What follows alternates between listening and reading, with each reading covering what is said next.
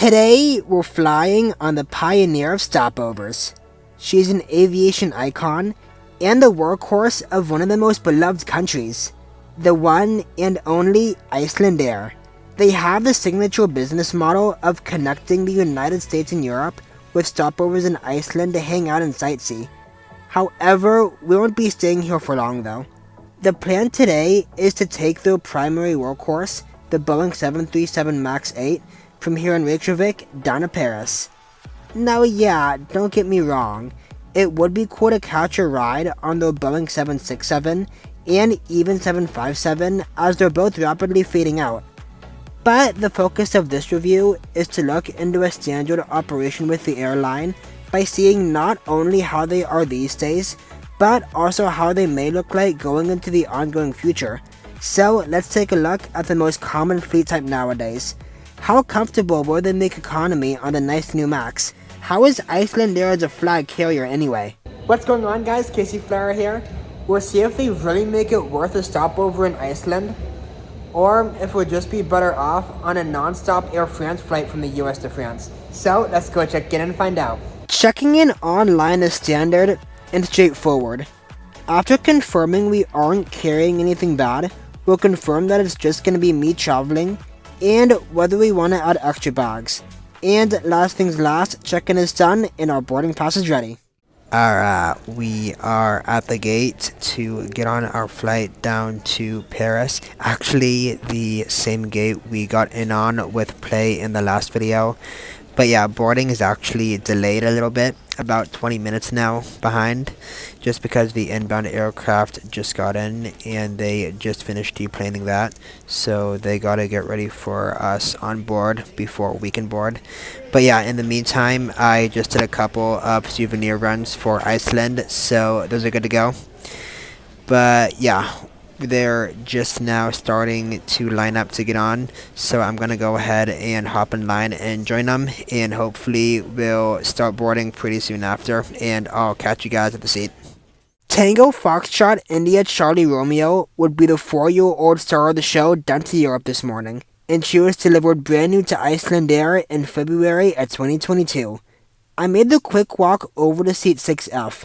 We got a width of 17 inches, a pitch of 32, and a recline of 3. Alright, we are boarded on the MAX 8 down to Paris. The seat so far, yeah, it's an alright seat. It's nice. The legroom is okay, not great, but just okay. The pitch is nice, 1 point on my seat to the same point on the seat in front of me, but just the one thing making the legroom not great is just the life vest area under the seat in front of me is just really low, giving me less legroom, so there's that. We have an IFE, which looks big, looks nice. We'll see what's on there once we get in the air. We also have in-flight Wi-Fi, which we'll connect to and see what that's all about once we get airborne, as well as a menu, which is at the seat in a physical format, but we also have one online, which I'll quickly look through once we get in the air. But yeah, pretty standard seat that you would see on any for-service flag carrier. We do have in-seat power, but all I'm seeing for that is USB-A in the IFE, and not any USB-C or universal power anywhere else in the seat. But yeah, we're just getting ready to push back, and I'll catch you guys in the air.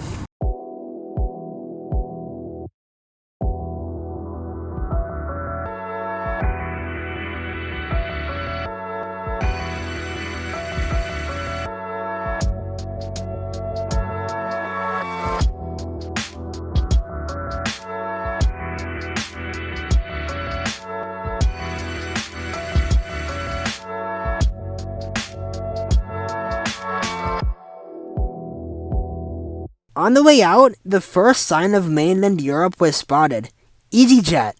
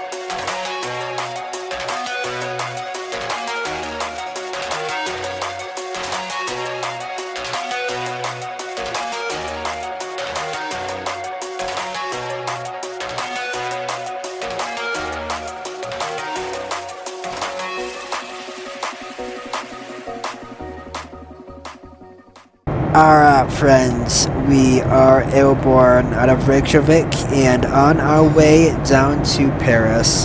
The cabin crew are gonna come through momentarily with their scheduled drink, snack, and meal services. We actually just had one come through already with a complimentary water service, but that was it. I pre-ordered a salmon bagel for breakfast that was offered on the app itinerary, so I pre-purchased that for 13 USD. Little steep for a bagel, but I know they're gonna make up for it with how tasty it'll be. So yeah, there's gonna be that and complimentary hot drinks too, they said. So tea and coffee. So that coffee is definitely gonna keep me going for the rest of the flight after that red eye. But yeah, that'll hopefully be coming through momentarily. But apart from that, we do have internet, so I went into my Wi-Fi settings and there was an Icelandair Wi-Fi network available. So I went into that and it just directed me to a browser with internet available. It was there, but it's payware, 12 euros. If that's your thing, pay for it, connect to it, great. But if not, then you're going to be disconnected. But yeah, I'm sure it's the standard airline internet. That's going to be hit or miss, just like every other airline would be. But yeah, it's there. I'm sure it's nice. I'm sure it's fast and convenient when it works. But yeah, other than that, just standing by for the brekkie and coffee to arrive.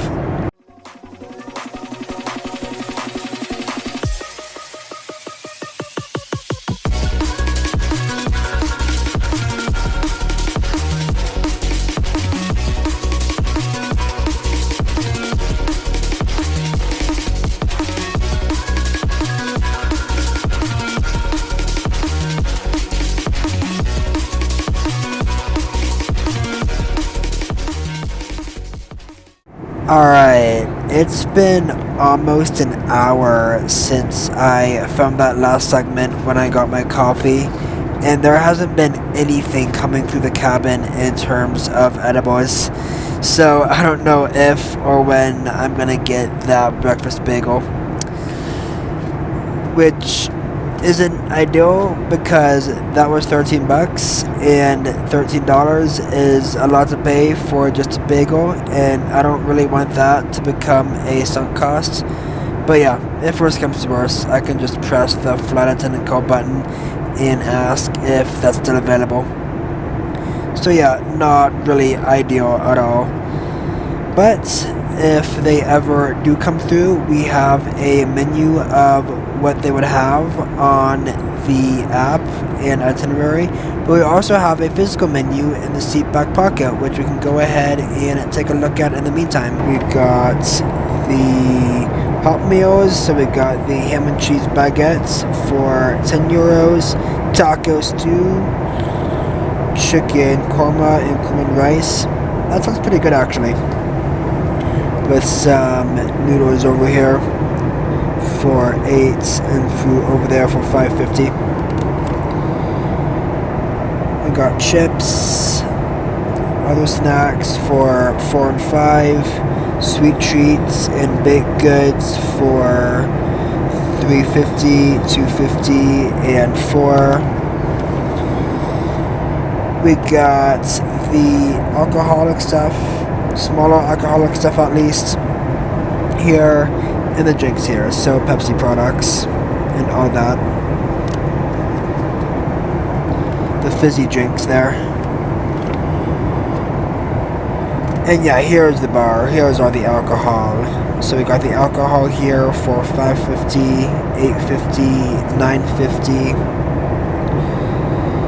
Shots and spirits for 9.50.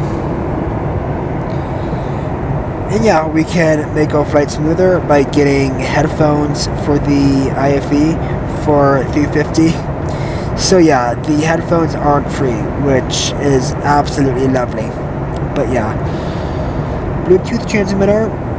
Okay, yeah, so we can connect to the IFE, I guess, with earbuds or AirPods. Access to Wi-Fi. But yeah, that's the menu. Not much, but pretty standard to what a for-service flag carrier would have. But while I'm still waiting, and it's been more than an hour since I got my coffee and no food, let's go ahead and check out the IFE and what's on TV. Check out the movies, first things first. Alright, yeah, that's all we got. It's okay selection. Yeah, okay selection.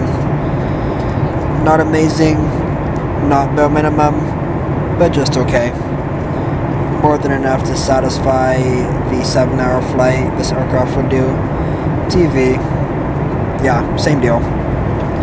Not bad. Could be more, but it's not less.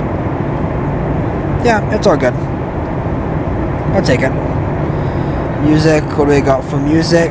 A lot more, actually, wow. Nice. Music, then Icelandair. Just tidbits about the airline here. Very nice. Iceland documentaries. And the kiddos.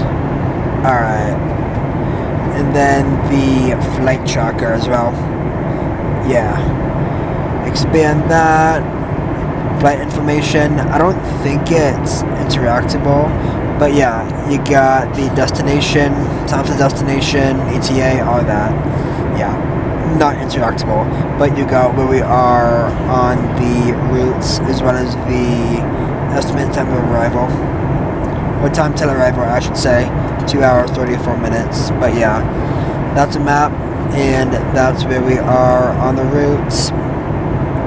And it zooms in automatically, so yeah, it has information, but you can't interact. You just gotta kind of wait for it.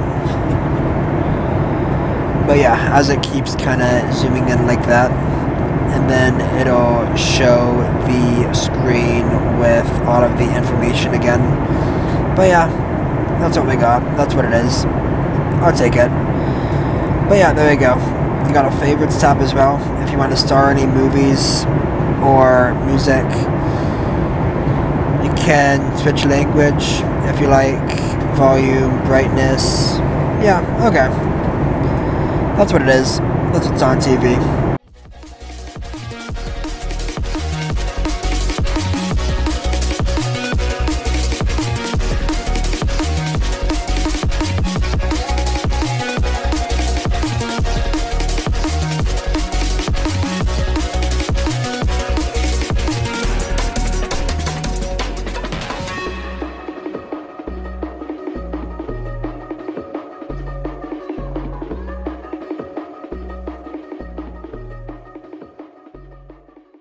Alright, update on the breakfast situation. So I hit my flight attendant call button to ask about it, and apparently my transaction for it in the very beginning did not go through because nothing came up for an ordered meal for my seat. And I told her that I ordered it weeks ago when I first made the reservation, and then she offered me, hey, we have a ham and cheese baguettes available for you if you can prove to us that you purchased the breakfast bagel up front if you have receipts.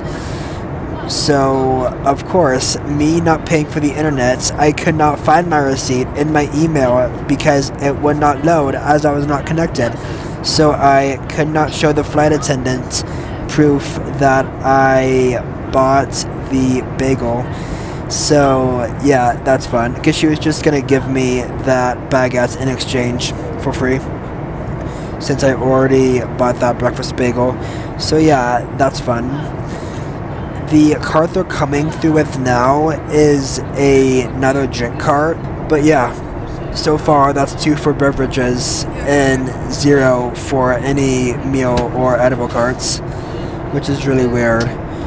So yeah, even if I wanted to order the baguettes, I couldn't even get one because there was never really a meal cart that was coming through. I mean, I asked her when she was at my row and after I called the button if there would be a meal cart, and she said, yeah, we'll do it now. But the one that they're doing now is the beverage cart, the second one, if anything. But yeah, at the end of that, she also suggested that I just email and just ask for a refund on the whole breakfast bagel thing. Because yeah, $13 is a lot for just a bagel, as I keep mentioning. But yeah, I don't know. I've pretty much accepted defeat at this point. So I'm just gonna get something in Paris when we land.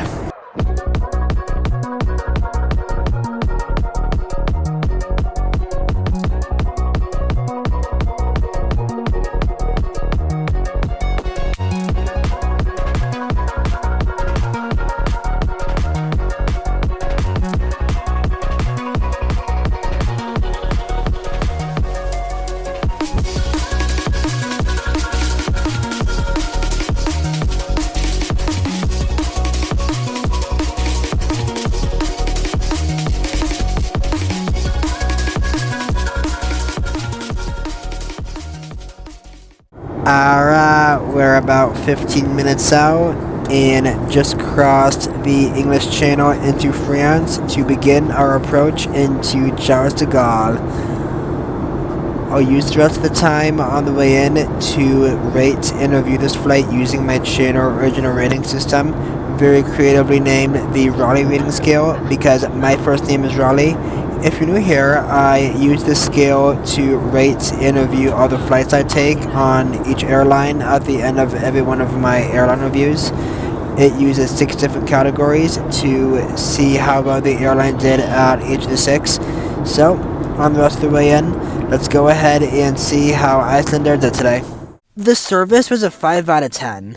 If your crew or flight with Icelandair end up being anything like mine, then I really hope you get something to eat before departure.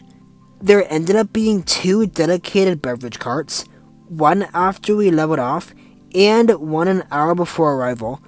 I don't think they brought any sort of meal carts by at all. If they did, they need to make that kind of thing more apparent. But, all that aside, always remember that one crew on one flight does not define a whole airline service. Just because the crew slacked on meals on this flight does not mean a longer flight will be the same. They did, however, stop at every row and ask everyone individually, which was nice and personal, and the crew I had with Play Airlines last time failed to do this. The flight attendant I called was really nice to offer me the baguette in exchange for the bagel and advised me the next steps for a refund. She was very caring and friendly throughout all other services. The cleanliness was a 9 out of 10, as it was a beautiful clean cabin overall. There were, however, some dirt spots scattered throughout, but it wasn't obvious, nor the end of the world. My tray table also had some coffee stains still on it from the previous passenger. The Wi-Fi was an 8 out of 10, as there was internet available just for a fee, €12 on this flight. There are also options to redeem Wi-Fi vouchers or buy with Icelandair Saga points if you're loyal enough. I'm sure it's fun when it works, but there is just a slight chance that it ends up not working after you pay, so that can happen. The food was a 7 out of 10, as their photos looked great, and I would have loved to actually try something with a proper meal service. That obviously didn't happen, so I was just going off the menu selections. There are a lot to choose from, but way too many things were bar on board. Non-alcoholic drinks and smaller snacks all had to be purchased, and those are things that are completely free on standard flagships and even some low-cost carriers. It was pretty obvious that this flag carrier seemed to be leaning toward the no-frills model. The entertainment was a 6 out of 10, as the IFE had just enough content available to satisfy an 8-hour flight that the airline would do. I also didn't love that the map wasn't interactive, but that's just me. The internet was available, but just bar on board. It's definitely nice to have, but there is always the chance of it not working. I didn't notice this until the very end when I was deplaning, but there are universal power outlets underneath the seats to accompany the USB-A in the IFE. But always remember, they're not guaranteed to work. The seat was a 7 out of 10, as it was the standard to a full-service carrier's economy seat. Wide, decent amount of legroom, good recliner cushioning, and clean. I didn't love that the life vest extending far enough below the seat in front of me was obstructing me from stretching further, but it's there for safety, so it is what it is. It was, however, nice to have both universal power and USB-A in almost every seat.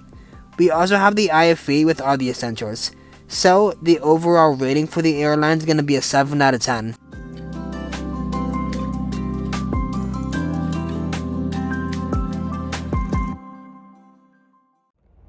Alright, and that is us down at Charles de Gaulle. Hopefully you guys enjoyed my review on Icelandair as much as I did on the flight.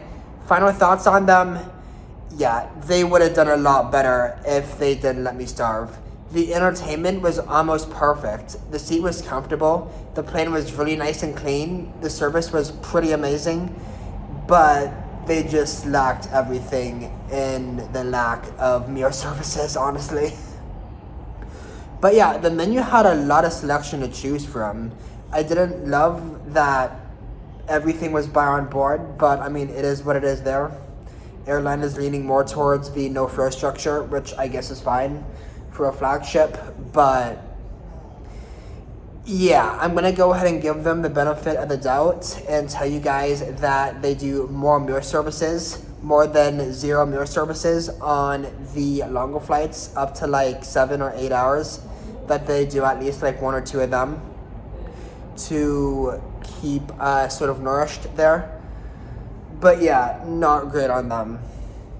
But anyway, yeah, I'm going to go ahead and find something to eat myself, and I look forward to seeing you guys on the next airline. Bye for now.